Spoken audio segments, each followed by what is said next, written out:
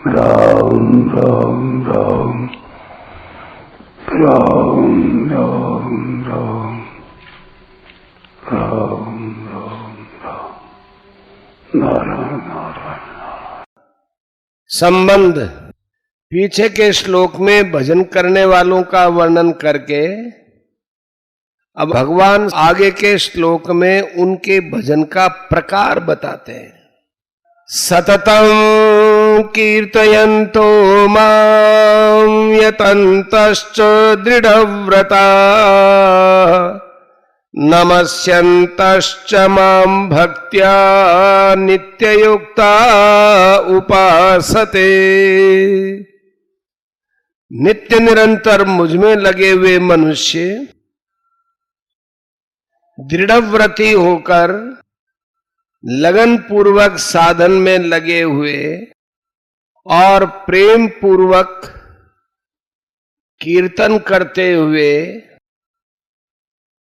तथा मुझे नमस्कार करते हुए मेरी निरंतर उपासना करते हैं। व्याख्या। नित्य युक्ता, मात्र मनुष्य भगवान में ही नित्य युक्त रह सकते हैं, हरदम लगे रह सकते हैं।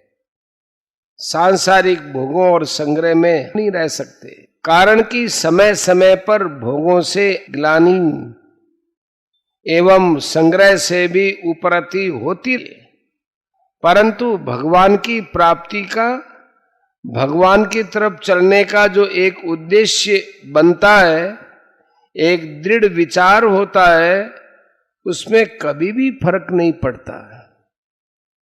भगवान का अंश होने से जीव का भगवान के साथ अखंड संबंध है। मनुष्य जब तक उस संबंध को नहीं पहचानता तभी तक वह भगवान से विमुख रहता है, अपने को भगवान से अलग मानता है। परंतु जब वह भगवान के साथ अपने नित्य संबंध को पहचान लेता है तो फिर वह भगवान के सन्मुख हो जाता है, भगवान से अलग नहीं रह सकता और उसको भगवान के संबंध की विस्मृति भी नहीं होती। यही उसका नित्य युक्त रहना है। मनुष्य का भगवान के साथ मैं भगवान का हूं और भगवान मेरे, ऐसा जो स्वयं का संबंध है, वह जागृत, स्वप्न और सुषुप्ति तीनों अवस्थाओं में एकांत में भजन ध्यान करते हुए अथवा सेवा रूप से संसार के काम करते हुए भी कभी खंडित नहीं होता, अटल रूप से सदाई बना रहता है। जैसे मनुष्य अपने को जिस माँ बाप का मान लेता है, सब काम करते हुए भी उसका मैं लड़का हूं, यह भाव सदा बना रहता है। उसको याद रहे न रहे, वह याद करे या न करे, पर यह भाव हरदम रहता है, क्योंकि मैं अमुक का पुत्र हूं। यह भाव उसके मैंपन में बैठ गया है। ऐसे ही जो अनादि अविनाशी सर्वोपरि भगवान ही मेरे हैं और मैं उनका ही हूं, इस वास्तविकता को जान लेता है, मान लेता है, तो यह भाव हरदम बना रहता है। इस प्रकार भगवान के साथ अपना वास्तविक संबंध मान लेना ही नित्य युक्त होना है। दृढ़व्रता, जो सांसारिक भोग और संग्रह में लगे हुए हैं, वे जो पारमार्थिक निश्चय करते हैं वो निश्चय दृढ़ नहीं होता। दूसरे अध्याय का 44वां। परंतु जिन्होंने भीतर से अपने में मैंपन को बदल दिया है कि हम भगवान के हैं और भगवान हमारे हैं, उनका यह दृढ़ निश्चय हो जाता है कि हम संसार के नहीं हैं और संसार हमारा नहीं है। अतः हमें सांसारिक भोग और संग्रह की तरफ कभी जाना ही नहीं है। प्रत्युत भगवान के नाते केवल सेवा करनी है।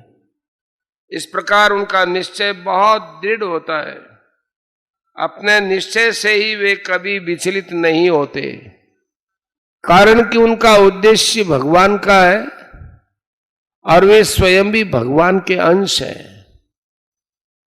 उनके निश्चय में अदृढ़ता आने का प्रश्न ही नहीं है। अदृढ़ता तो सांसारिक निश्चय में आती है, जो कि टिकने वाला नहीं है। यतन्तश्च, जैसे सांसारिक मनुष्य कुटुंब का पालन करते हैं तो ममता पूर्वक करते हैं, रुपया कमाते हैं तो लोभ पूर्वक कमाते हैं, ऐसे ही भगवान के भक्त भगवत प्राप्ति के लिए यत्न करते हैं तो लगन पूर्वक करते हैं। उनके प्रयत्न सांसारिक दिखते हुए भी वास्तव में सांसारिक नहीं होते, क्योंकि उनके प्रयत्न का उद्देश्य भगवान ही होते हैं। भक्त्या कीर्तयन्तो माम, वे भक्त प्रेम पूर्वक कभी भगवान के नाम का कीर्तन करते हैं, कभी नाम जप करते हैं, कभी पाठ करते हैं, कभी नित्य कर्म करते हैं, कभी भगवत संबंधी बातें सुनाते हैं, आदि आदि।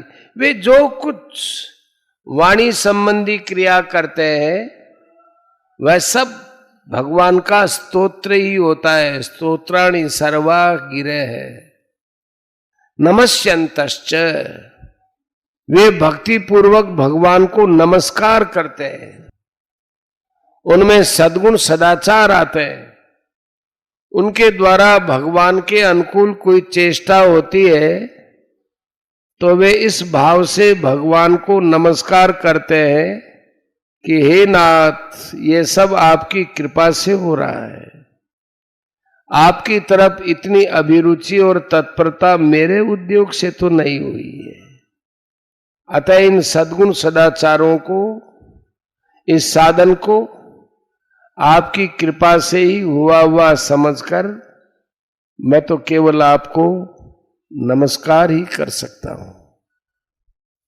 सततम माम उपासते, इस प्रकार मेरे अनन्य भक्त निरंतर मेरी उपासना करते हैं। निरंतर उपासना करने का तात्पर्य है कि वे कीर्तन, नमस्कार आदि के सिवाय जो भी खाना पीना, सोना जागना तथा व्यापार करना, खेती करना आदि साधारण क्रियाएं करते हैं, उन सभी को भी मेरे लिए ही करते हैं। उनकी संपूर्ण लौकिक पारमार्थिक क्रियाएं केवल मेरे उद्देश्य से, मेरी प्रसन्नता के लिए ही होती है। परिशिष्ट भाव, भक्त जो कुछ कहता है वह सब भगवान का ही कीर्तन है।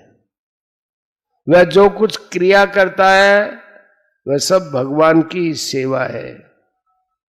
9वें अध्याय का 27वां।